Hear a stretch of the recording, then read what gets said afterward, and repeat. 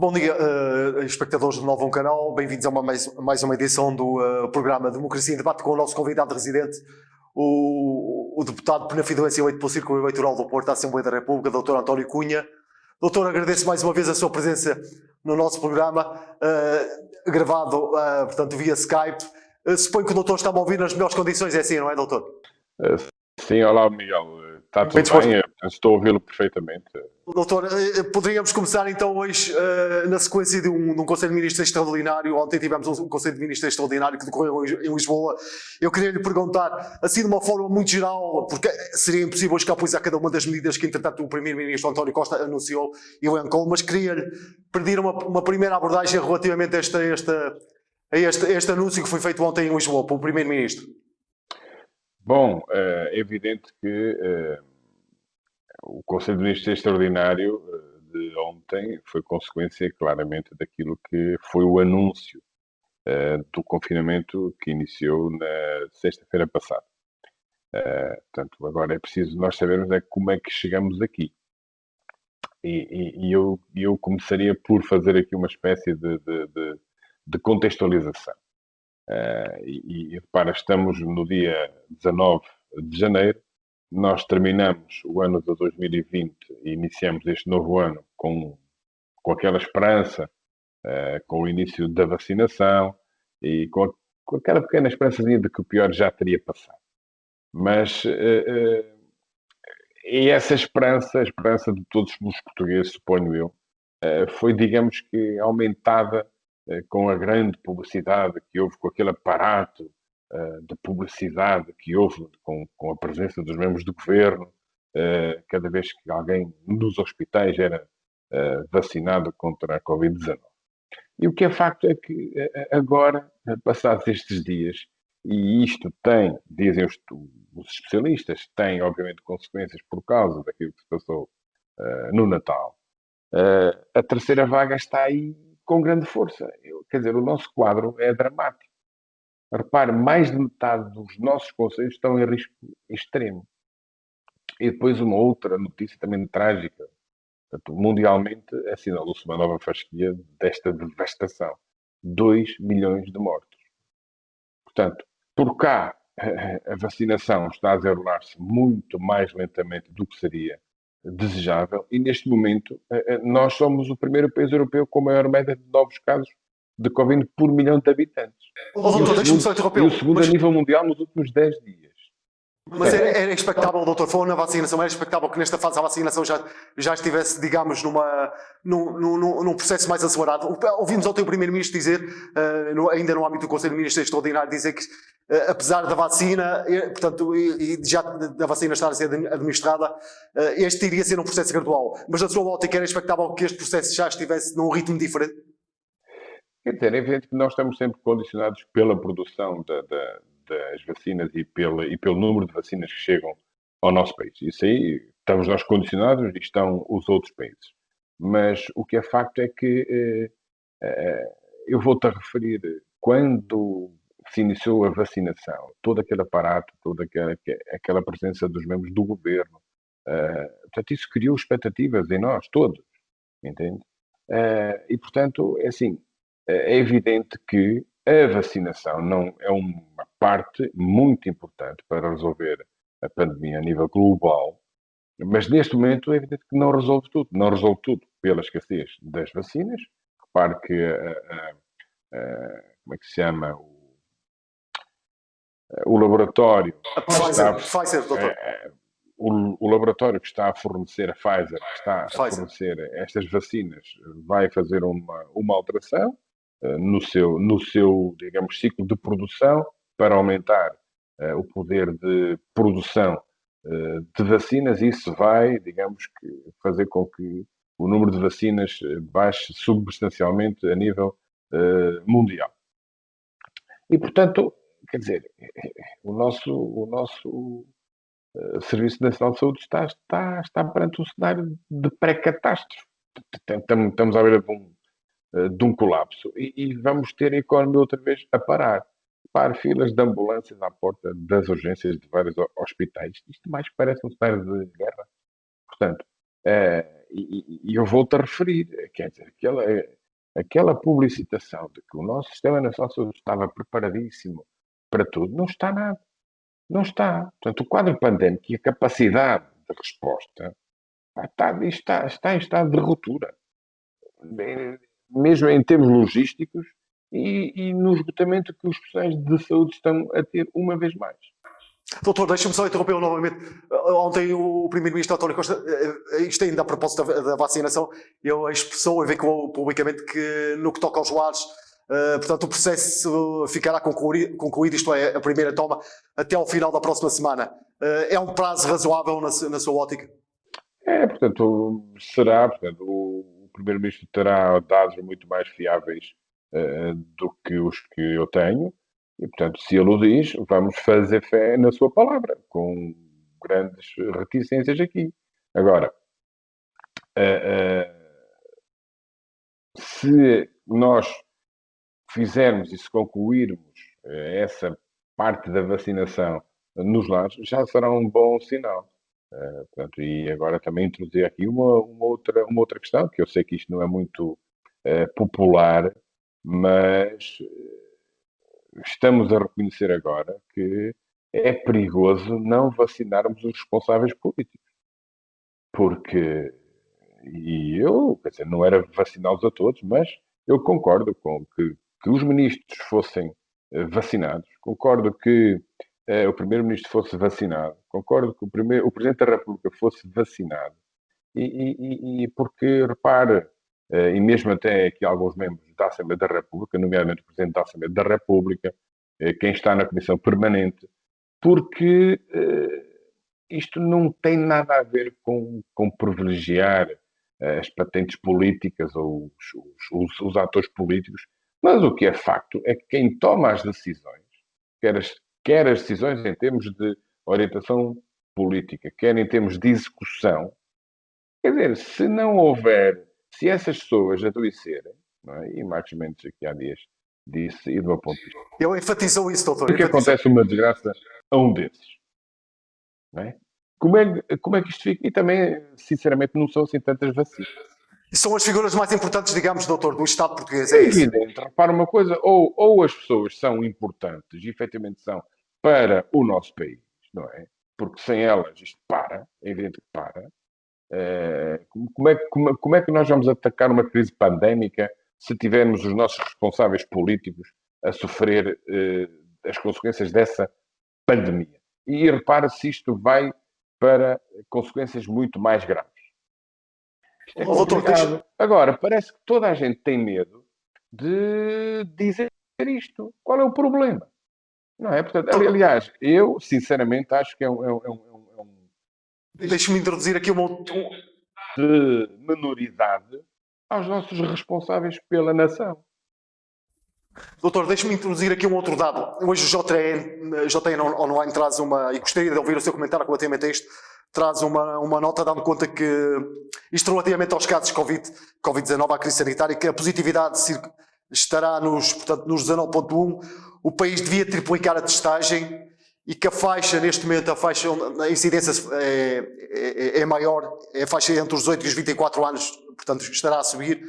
E defende também, portanto, e invoca também que existe um pedido para o fecho das escolas. Este foi um tema que já temos, de alguma forma, já abordámos aqui, mas eu gostaria de ouvir sobre a questão de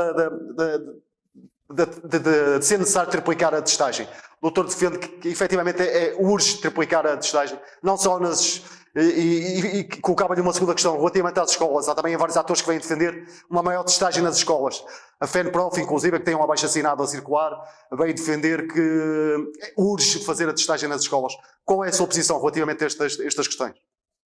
A minha posição é esta: testar e testar. E isto não é só agora. Portanto, após o primeiro confinamento, não é? Aquilo que os especialistas diziam era que ia haver uma segunda vaga. E lá para agosto já se previa eventualmente haver uma terceira vaga. Portanto, repare, em que é que os testes aumentaram? Nada. Ou quase nada, em termos daquilo que estava aí a referir, nomeadamente relativamente às escolas.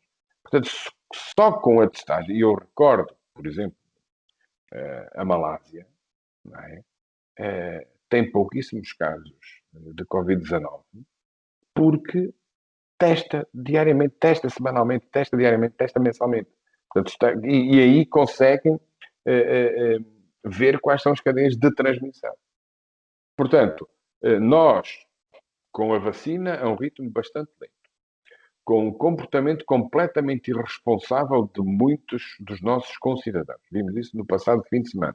Vimos isso na sexta-feira passada, quando houve o primeiro dia de confinamento. Parecia que eu não vi confinamento algum.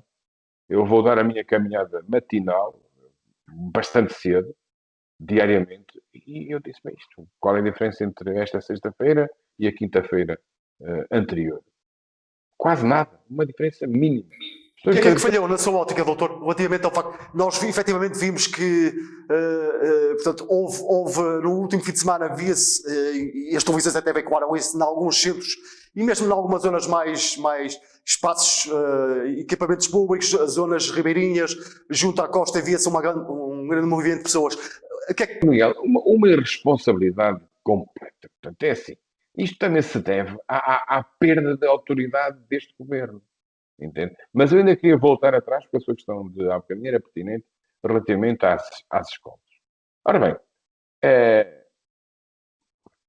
a decisão foi, e esta decisão tem a ver não com uma opinião especialista ou da especialidade, porque não foi unânime na reunião do Infarmed se as escolas ficassem abertas ou fechadas. A nossa opinião no PSD era que a partir do 7º ano, eventualmente o secundário, que eles fossem para casa. Isso era possível. Agora, nós, para evitarmos a ruptura do Serviço Nacional de Saúde, portanto, vamos confinar, a regra é para ficar 30 dias em casa. Com uma exceção aqui extremamente importante, que são as escolas. As escolas vão permanecer abertas. Ao contrário do que aconteceu em março de 2020. E os números nem sequer por lá andavam. Ora bem, nós, vá lá, admito que a exceção, que esta exceção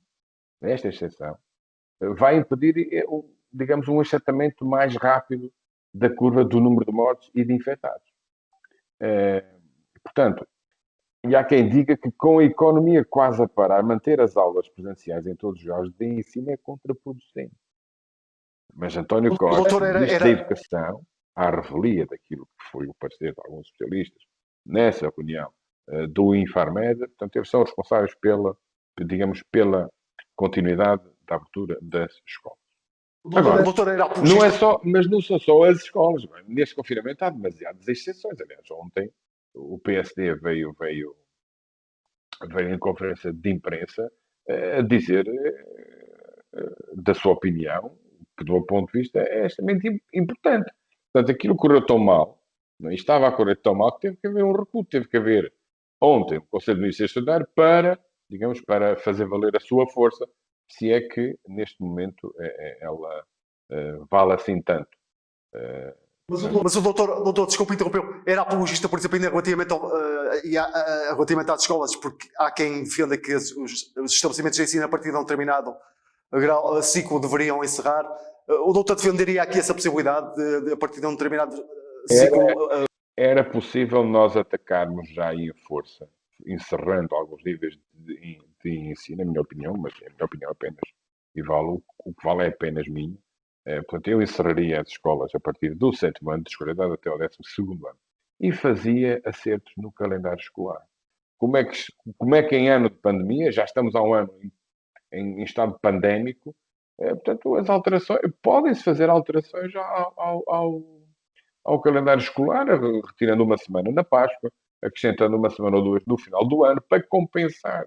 Porque, repare, nós não vamos conseguir compensar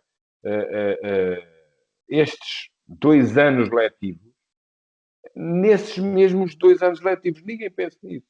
Não vale a pena. Doutor, não seria esta geração, estes alunos que estão nas escolas vão ser marcados por isto nas suas aprendizagens. Não seria um dano irreparável? Ontem o Primeiro-Ministro falou nisso na conferência de imprensa logo após o Conselho de Ministros. Ele disse que seria um dano irreparável para o país, tendo em conta aquilo que se passou ano passado, em que o ano letivo teve as interrupções que teve e este ano voltar a interromper o ano letivo seria um dano irreparável não só para as comunidades educativas, mas para o futuro do país. Concorda com esta leitura?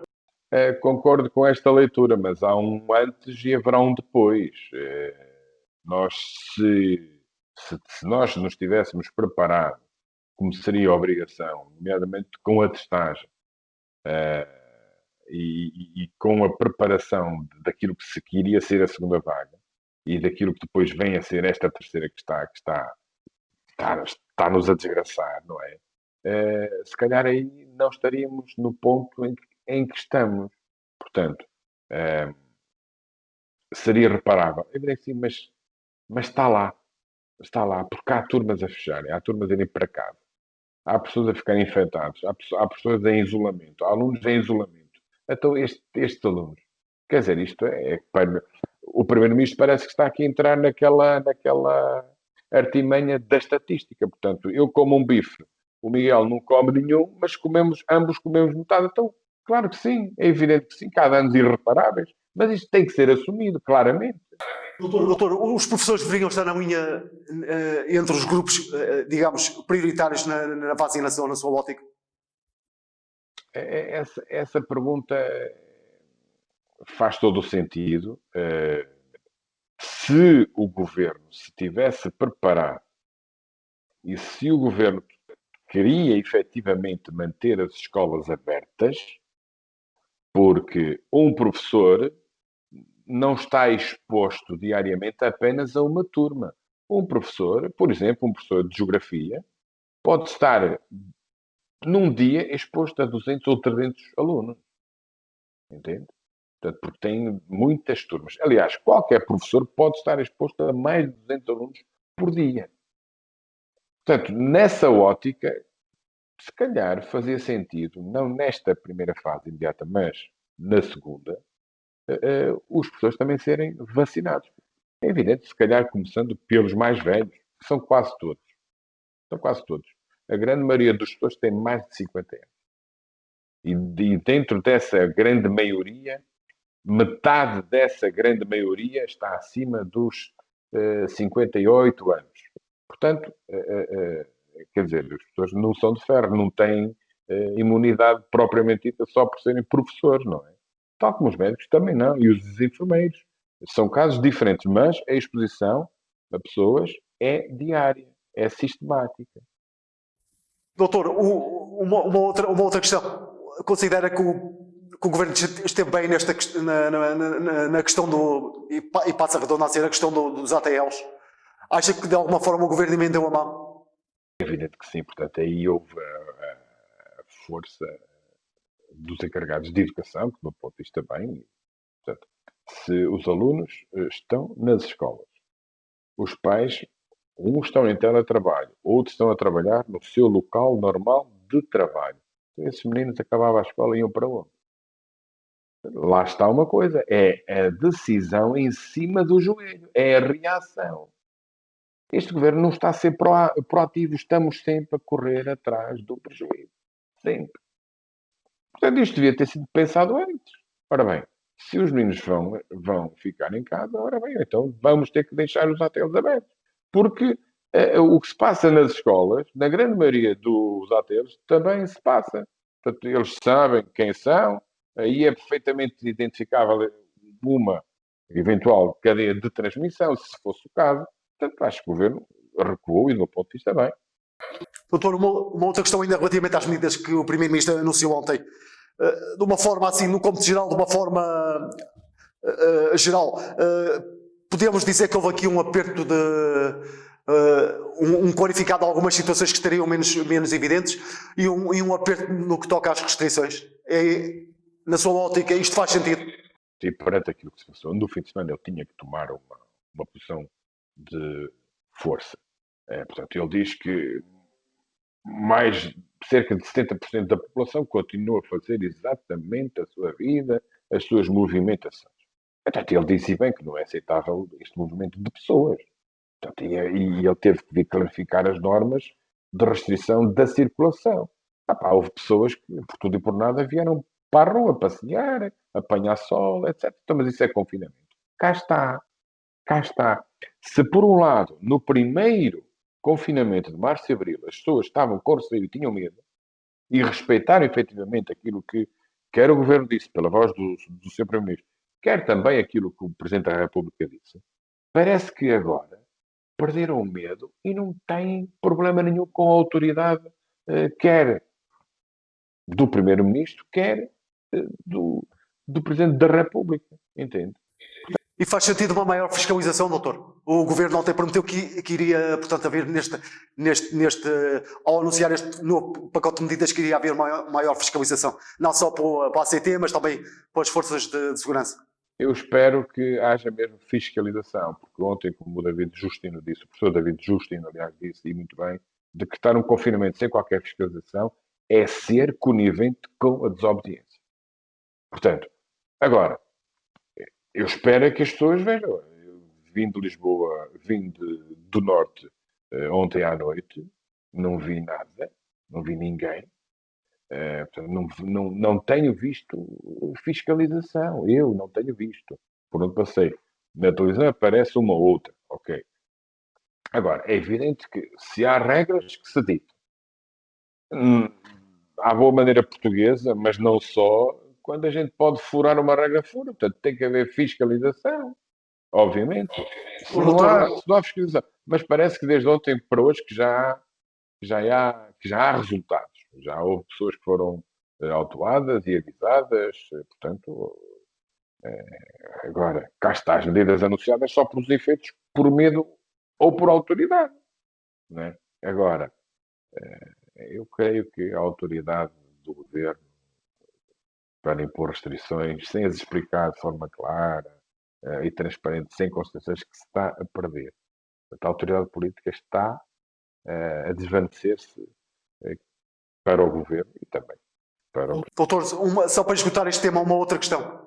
Relativamente ao comércio, parece que com estas medidas houve uma tentativa de apertar a malha relativamente àquilo que são as restrições que já eram conhecidas no comércio, nomeadamente quando o governo fala na proibição de saldos, no takeaway nos centros comerciais. Parece-lhe que esta área é mais uma vez visada pelo governo. Era necessário, portanto, efetivamente apertar as medidas relativamente a este era preciso apertar a malha, porque a malha foi demasiado larga, percebe? Portanto, e nós, como eu disse há bocadinho, nós, à boa maneira portuguesa, somos sempre muito criativos a interpretar as regras. Estamos sempre lá à procura de como é que vamos dar aqui a volta a isto. Portanto, ora bem, não se pode vender cá dentro, vamos pôr a malta aí fora à porta. Entende? Portanto, isto é assim, as pessoas têm que ter consciência de que não vale tudo, isto é demasiado sério. Isto é muito sério. Parece que há pessoas que não ligam, que não querem saber. É muito sério. O nosso Sistema Nacional de Saúde, os nossos hospitais, estão à beira do colapso.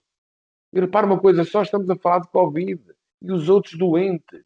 A Ministra da Saúde há dias disse que as intervenções cirúrgicas para doentes com cancro não prioritários que eram para se deixar para trás. As pessoas têm que olhar para isto e têm que ver que não podemos ter os comportamentos que temos tido.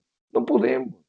Senão, vamos com uma constipação ao hospital e não temos quem nos atenda. Partimos uma perna, temos um acidente e chegamos, repare, não sei se foi em Porto Alegre, há bocado vinha a ouvir, quer dizer, um idoso morreu à espera numa ambulância junto ao hospital.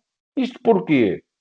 Porque as pessoas lá dentro não têm mãos a medir. É para a Covid e o pouco sobra. Portanto, as pessoas têm que ter muita consciência disto. Nós temos de ser responsáveis socialmente, caramba. Não pode ser isto. Estamos a passar todos os limites e não pode ser.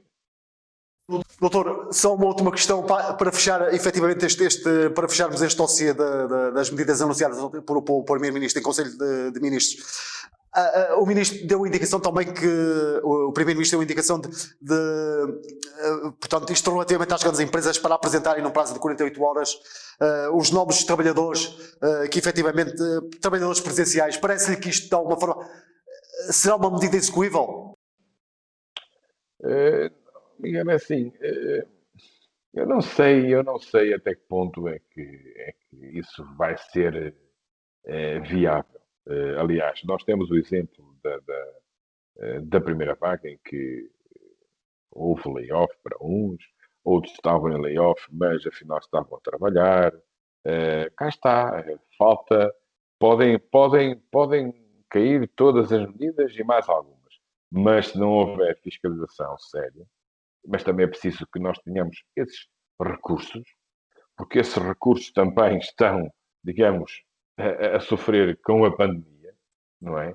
E, portanto, eu não sei, sinceramente, não sei se isso irá correr bem. Agora, é preciso, estão a faltar, estão a faltar, não. É preciso que nós também tenhamos a noção de que todo este alargar de malha, toda esta tentativa de, digamos, de passar, de saltar por cima das regras que estão impostas, também se deve, principalmente pela parte de algumas empresas, de alguns empresários, isto também se deve ao facto de, na primeira vaga, os apoios prometidos pelo governo e pelo Estado terem chegado tarde e a más horas. Entende? Porque as pessoas é assim, ora bem, eu vou fechar o meu comércio, tenho que pagar a B ou a C, não é? Eu não consigo viver. E foi-nos prometido que o dinheiro que chegaria, mas chega tarde e a más horas. E para chegar é preciso uma data de Doutor, precisamos de um tempo, sobressalto. carga burocrática brutal. Doutor, precisamos de um sobressalto cívico para efetivamente achatar estes números, digamos, permita-me a expressão, recorde, portanto, têm sido atingidos nos últimos dias. Disse um sobressalto cívico. Exatamente. Foi a expressão que o Primeiro-Ministro utilizou ontem. Nós precisamos primeiro, que as pessoas cumpram aquilo que é para cumprir. Portanto, estamos em estado de emergência mesmo. Portanto, estamos confinados, devemos cumprir o confinamento. Precisamos é que o, o governo, em vez de continuar a correr atrás do prejuízo, que antecipe e planeie as suas intervenções, não é? Precisamos que as medidas de confinamento sejam desenhadas atempadamente, não é? E depois repara uma coisa, quer dizer, não é compreensível que um confinamento tenha 52 exceções. Não é? E depois, ora São bem, fecha inúmeras ao meio-dia, exceções. fecha uma, fecha às 3. Eu posso abrir ou não posso? Isto quase que é preciso nós andarmos com um manual para sabermos o que é que podemos fazer ou não. É para confinar, é para confinar. Doutor, traz-nos aqui um outro tema que tem a ver com o voto antecipado. Doutor, ficou de alguma forma surpreendido com o número de pessoas que no domingo aproveitaram para exercer o seu direito de voto? Quer dizer, eu antes disso fiquei surpreendido com o número de pessoas que se inscreveram. Foram quase 250 mil eleitores. Portanto, agora, o que é facto é que a intenção era boa, não é? O voto antecipado acho que é uma medida corretíssima, principalmente para quem está em mobilidade. Já tinha acontecido, se não estou em erro, nas últimas eleições europeias, depois nas legislativas. Portanto, agora, não se conseguiram evitar ajuntamentos. Houve aqui alguma má organização também, doutor, na sua ótica? Nós vimos filas intermináveis de pessoas que queriam votar e que tiveram horas à espera para exercer o seu direito de voto. E algumas que nem conseguiram exercer o direito de voto. Bem, a própria Comissão Nacional de Eleições reconheceu que houve falhas injustificáveis, que a organização não esteve tão bem e houve excesso de exposição ao contágio. Portanto, e milhares daqueles inscritos não conseguiram simplesmente votar. Agora, o que me surpreende a mim é que o seu ministro da Administração Interna, depois de ter esperado 2 horas para poder votar, disse que estava tudo bem. Não é? E diz que conseguiu ver uma alegria semelhante à das primeiras eleições democráticas. Eu não me lembro, porque eu era pequenino. Quer dizer, mas isto é ridículo. Como é que alguém que se presta a ir votar para cumprir o seu dever cívico está à espera 2 horas numa fila, sabe Deus com que proximidade, é governante deste país e diz que está tudo bem. Só por publicidade. Não é? Agora, o Sr. Ministro da Administração Interna tinha. Ele já dispunha de toda a informação necessária para organizar e para planear todo este processo. Claro, fez-o de uma forma completamente amadora e desleixada. E sujeitou as pessoas que queriam ir votar antecipadamente a filas de espera demasiado longas. Portanto, isto espero é que não desmoralize as pessoas para irem votar no próximo domingo. Portanto, nós sabemos que o PS já perdeu estas eleições. Portanto, o PS, neste momento, é o grande derrotado das eleições presidenciais, porque não teve a capacidade de dizer o nosso candidato é fulano. Não teve. E, portanto, aliás, o nosso presidente, o Dr. Rui Rio, já tinha dito. Agora, não podemos, com essas coisas, desmobilizar as pessoas para irem votar, não é? E teme que, doutor, teme que a abstenção de alguma forma dia 24 possa atingir níveis preocupantes? Temo, por causa disto, daquilo que eu referi agora, por causa do medo da pandemia, não é? E por causa daquilo que é já a tradição em termos de eleições presidenciais, em que quando há candidatos novos, ou seja, quando um presidente se recandidata, a abstenção tem tendência a aumentar. E, portanto, temo que a abstenção seja bastante grande. E daqui, portanto, lançar um apelo às pessoas para que no próximo domingo participem com o seu voto, respeitando as regras de proteção que toda a gente conhece e que são aquelas que vêm emanadas da Direção-Geral de Saúde. Doutor, deixe-me só colocar-lhe uma outra questão, ainda a propósito do voto antecipado. O doutor considera que urge, de alguma forma, e há quem fale nisso, há quem seja defensor do voto eletrónico, urge efetivamente implementar o voto eletrónico como uma forma também de minimizar a abstenção e fazer com que outros públicos, de alguma forma, também consigam ter outros canais e exercer o seu direito de voto? Tudo o que venha, do meu ponto de vista, tudo o que seja para fazer aumentar a participação democrática dos nossos concidadãos será bom.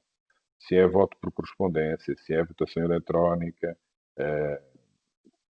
que seja. O que nós temos consciência é de que este modelo está gasto. E se por um lado as pessoas já não se revêem muito naquilo que digamos que é o contexto político nos últimos anos, quando digo últimos anos, digo algumas décadas desta parte em que a abstenção vem vindo a aumentar, isto só denota que as pessoas estão a ficar de costas voltadas para a política e para os decisores políticos. Agora, qualquer forma de aumentar a participação das pessoas, mas uma participação consciente, uma participação informada, não é votar apenas por votar. Nós temos é que dar condições às pessoas para irem votar e temos que dar condições às pessoas para que possam se interessar pela vida política, pelas decisões políticas, pela organização política. Isso começa nas escolas, entende? Portanto, eletrónico ou não, eletrónico, correspondência. Agora, nós aqui na Assembleia da República também temos essa responsabilidade de fazer essas propostas. Isso está claramente em estudo, está em análise até, aliás, até porque, por causa não só destas eleições, mas por causa da pandemia, é evidente que vamos ter que fazer essas alterações. Portanto, acho que sim. Tem, de uma maneira ou de outra, quer dizer, se eu já pago as minhas contas, se eu já tenho, digamos, acesso a um portal que é seguríssimo, que é o das finanças, qual é o problema do voto eletrónico? Eu não tenho problema nenhum a votar, nem tenho medo que, olha, ele votou em X ou Y. Doutor, o nosso tempo está a terminar. Eu tinha aqui uma outra questão que gostava de lhe colocar, mas possivelmente terá que ficar para um outro programa do Democracia em Debate, que era a questão do Portugal estar, portanto, é o país anfitrião da presidência portuguesa do Conselho Europeu, e eu gostaria de escapulizar esta questão consigo, mas terá que ficar para uma próxima edição, se não se importar. Não há problema nenhum. Só lhe queria dar aqui uma pequena nota a propósito Diga, doutor. Das eleições presidenciais, que é, digamos, ele diz, e eu vou falar no André Ventura, por causa, a propósito da campanha Lábios Vermelhos. É evidente que André Ventura teve mal. Teve muito mal quando se referiu a Jerónimo de Sousa como avô bêbado. Não, há coisas que não se dizem. Há coisas que, para quem é candidato a Presidente da República, isto não pode ser. Mas repara uma coisa, aquela questão relativamente à candidata Marisa, isto saiu-lhe bastante bem. Porquê? André Ventura sabe que só terá a hipótese de ficar em segundo lugar se conseguir dividir a esquerda. E eu tenho ideia que com esta coisa dos lábios vermelhos, não é? Uma parte do eleitorado que estava a pensar votar na outra candidata de esquerda, não é? Provavelmente vai transferir o seu voto para a outra esquerda. Votos para a Marisa. Portanto, neste caso, no meio deste caos todo, não é? André Ventura sai a sorrir. Doutor, agradeço mais uma vez os esclarecimentos que nos trouxe sobre os mais variados temas que fizeram parte da sua agenda. Agradeço mais uma vez o facto de estar connosco a partir, suponho, da sua residência via Skype. Não, já estou na Assembleia da República. Na Assembleia, peço desculpa. A partir da Assembleia da República, agradeço-lhe uma vez mais e até à próxima semana, com a promessa de escapulizarmos então a questão da presidência do Conselho Europeu. Muito obrigado. Agradeço, Miguel. Boa noite a todos e cuidem-se, porque realmente... Muito obrigado, boa noite. Aproveito para agradecer aos espectadores e dizer-lhes também que podem aceder a estes conteúdos nas nossas plataformas online. Muito obrigado e boa noite.